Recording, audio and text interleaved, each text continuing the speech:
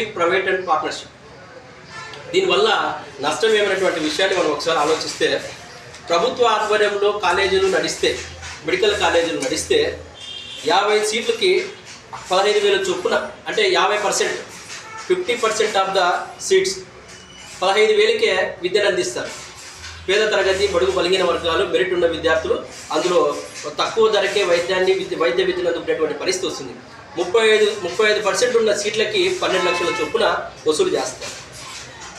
మిగతా 15% ఎన్ఆర్ఐలకు సంబంధించి 20 లక్షల చొప్పున, ఎన్ఆర్ఐ కోటా కింద 25 లక్షల చొప్పున గవర్నమెంట్ ఫీజు ఛార్జెస్ చేస్తుంది.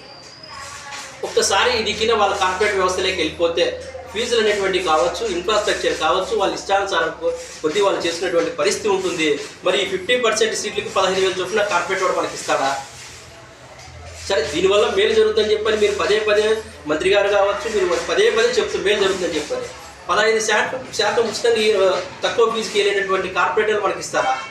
లాభాపేక్ష లేకుండా కార్పొరేట్ సంస్థలు సంక్షేమం కోసం పనిచేస్తాయా? మరి అటువంటి ప్రజా సంక్షేమం కోసం పనిచేసే హాస్పిటల్ అయితే, ఇప్పుడు నారాయణ హృదయాలు కావచ్చు, అపోలో హాస్పిటల్ కావచ్చు, ఒక సెగ్మెంట్ కింద ఫ్రీగా పేద ప్రజలకు వైద్యం ఇవ్వచ్చు కదా, ఫ్రీ ఆఫ్ కాస్ట్ కింద చేయరు కదా.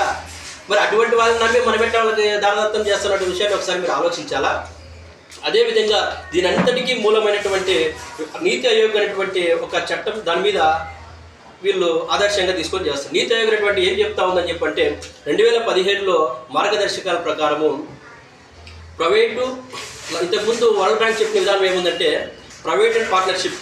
ప్రైవేట్ దానిలో ఎట్లా ఉంటుందంటే, అదే ఒక నిమిషం ఉన్నది,